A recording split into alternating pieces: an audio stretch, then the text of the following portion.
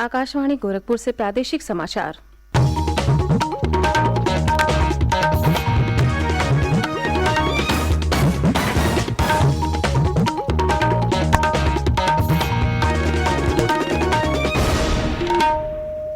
नमस्कार। समाचार बुलेटिन के साथ मैं सोनी निगम। पहले मुख्य समाचार। मुख्यमंत्री योगी आदित्यनाथ ने कहा, प्रदेश में पिछले 4 वर्षों में 41 लाख से अधिक परिवारों को पक्के मकान दिए गए, जबकि पिछली सरकारों ने 30 वर्षों में 53 लाख आवास ही उपलब्ध कराए थे। प्रदेश कोविड विरोधी टीके लगाने में देश में प्रथम स्थान पर। राज्य में अब तक 7 करोड़ 31 लाख से अधिक टीके लगाए गए। अगस्त में 2 करोड़ 47 लाख लोगों को लगाया गया टीका। देश का सबसे बड़ा क्विज कार्यक्रम फिट इंडिया क्विज शुरू। ये कार्यक्रम छात्रों के ज्ञान और फिटनेस को प्रदर्शित करने के लिए मंच प्रदान करेगा। और पूर्वी उत्तर प्रदेश के कई जिले बाढ़ की चपेट में। मुख्यमंत्री योगी आदित्यनाथ ने बाढ़ग्रस्त क्षेत्रों में राहत उपलब्ध कराने के दिए निर्देश।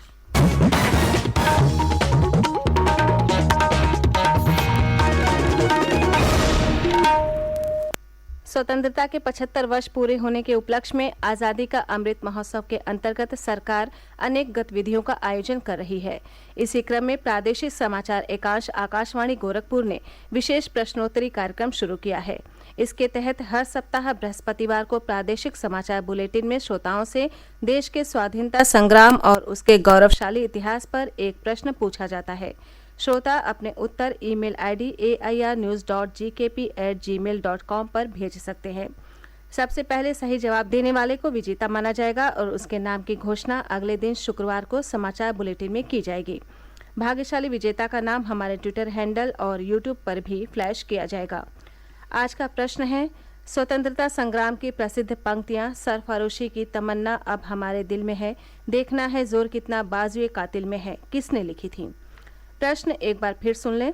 स्वतंत्रता संग्राम की प्रसिद्ध पंक्तियां सरफरोशी की तमन्ना अब हमारे दिल में है, देखना है जोर कितना बाजुए कातिल में है, किसने लिखी थी? आप जवाब के साथ अपना नाम, पता और फोन नंबर अवश्य भेजें। और अब समाचार विस्तार से। मुख्यमंत्री योगी आदित्यनाथ ने कहा है कि उनकी सरकार ने पिछले 4 वर्षों में 41,73,000 से अधिक परिवारों को आवास उपलब्ध कराए हैं, जबकि पिछली सरकारों में 30 वर्षों के दौरान 53 लाख लोगों को ही आवास मिल पाया था। उन्होंने कहा कि प्रदेश सरकार सभी गरीबों को आवास उपलब्ध कराने के लिए प्रतिबद्ध है और प्रधानमंत्री नरेंद्र मोदी के इस सपने को साकार करने की दिशा में आगे बढ़ रही है। मुख्यमंत्री कल लखनऊ से वर्चुअल माध्यम से प्रधानमंत्री आवास योजना ग्रामीण और मुख्यमंत्री आवास योजना ग्रामीण के लाभार्थियों को उनके आवासों की चाबी भेंट करने के बाद उनसे बातचीत कर रहे थे।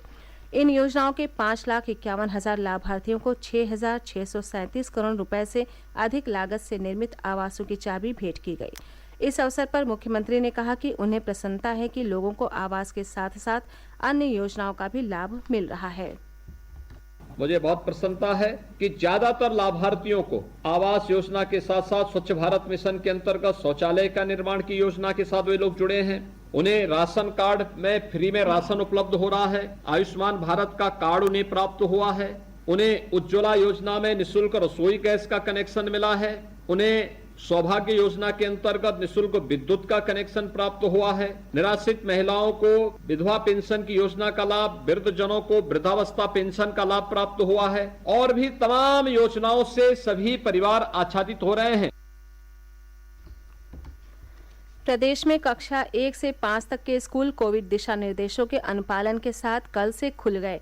इस संबंध में राज्य के सभी जिला बेसिक शिक्षा अधिकारियों को पहले ही दिशा निर्देश जारी कर दिए गए थे।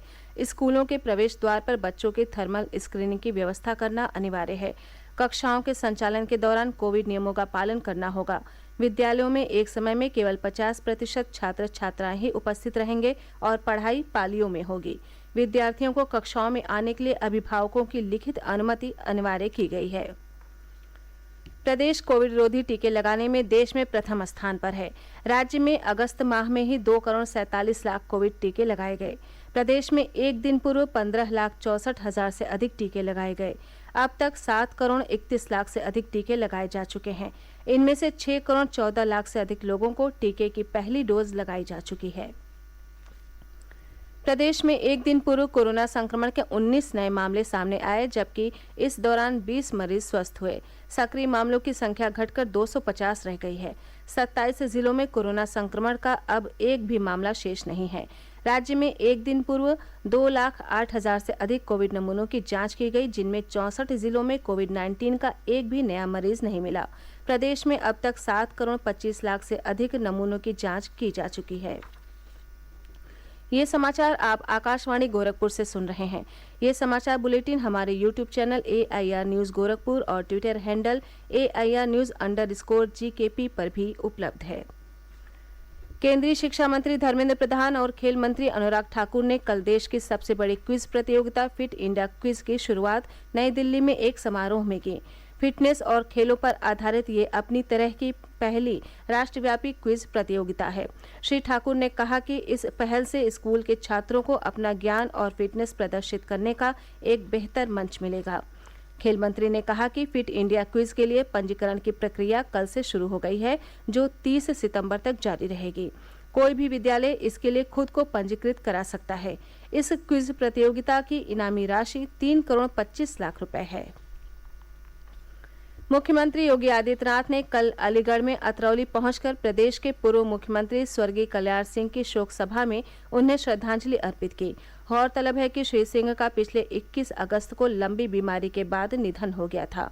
कल उनके पैतृक कस्बे अतरौली में श्रद्धांजलि सभा का आयोजन किया गया था।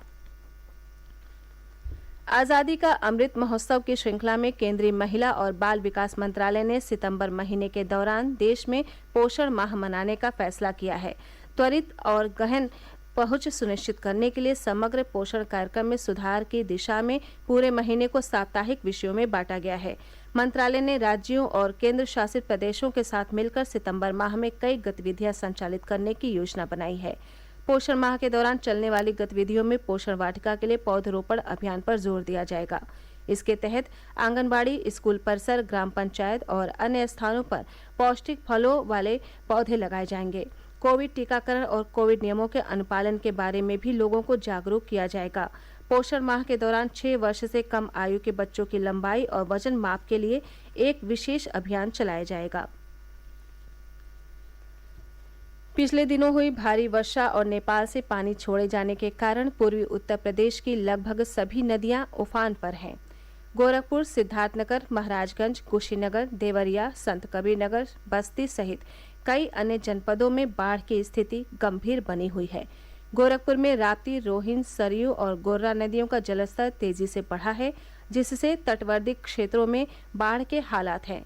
प्रदेश के जल शक्ति मंत्री डॉक्टर महेंद्र सिंह ने बाढ़ प्रभावित क्षेत्रों का दौरा कर बाढ़ग्रस्त गांवों में तत्काल राहत उपलब्ध कराने के निर्देश दिए हैं। सिद्धार्थनगर जिले में 350 गांव बाढ़ की चपेट में हैं। स्वास्थ्य मंत्री जय प्रताप सिंह ने कल अपने विधानसभा क्षेत्र बांसी के कई बाढ़ प्रभावित गांवों का दौरा किया और अधिकारियों को बाढ़ पीड़ितों को हर संभव मदद उपलब्ध कराने के निर्देश दिए। कुशीनगर में बूढ़ी गंडक नदी भी उफान पर है, जिससे तटवर्ती क्षेत्रों में बाढ़ की स्थिति बनी हुई है। पीलीभीत में शारदा नदी का जलस्तर बढ़ने से तटीय क्षेत्रों के कई गांव बाढ़ की चपेट में हैं। मुख्यमंत्री योगी आदित्यनाथ ने प्रदेश के बाढ़ प्रभावित क्षेत्रों में तत्काल राहत उपलब्ध कराने के निर्देश दिए हैं। उन्होंने कहा, बाढ़ग्रस्त इलाकों में पर्याप्त राशन की व्यवस्था की जाए। मुख्यमंत्री योगी आदित्यनाथ ने गाजियाबाद में करंट लगने से हुई 5 लोगों की मृत्यु पर शोक व्यक्त करते हुए इस घटना की जांच के निर्देश दिए हैं। गाजियाबाद के सुहानी गेट क्षेत्र में कल करंट लगने से 3 बच्चों और 1 महिला सहित 5 लोगों की मृत्यु हो गई थी। अंत में मुख्य समाचार एक बार फिर। मुख्यमंत्री योगी आदित्यनाथ ने कहा, प्रदेश में पिछले 4 वर्षों में 41 लाख से अधिक परिवारों को पक्के मकान दिए गए, जबकि पिछली सरकारों ने 30 वर्षों में 53 लाख आवास ही उपलब्ध कराए थे। प्रदेश कोविड रोधी टीके लगाने में देश में प्रथम स्थान पर। राज्य में अब तक 7 करोड़ 31 लाख से अधिक टीके लगाए गए। अगस्त में 2 करोड़ 47 लाख लोगों को लगाया गया टीका। देश का सबसे बड़ा क्विज कार्यक्रम फिट इंडिया क्विज शुरू। ये कार्यक्रम छात्रों के ज्ञान और फिटनेस को प्रदर्शित करने के लिए मंच प्रदान करेगा। और पूर्वी उत्तर प्रदेश के कई जिले बाढ़ की चपेट में। मुख्यमंत्री योगी आदित्यनाथ ने बाढ़ग्रस्त क्षेत्रों में राहत उपलब्ध कराने के दिए निर्देश। इसी के साथ प्रादेशिक समाचारों का ये बुलेटिन समाप्त हुआ। नमस्कार।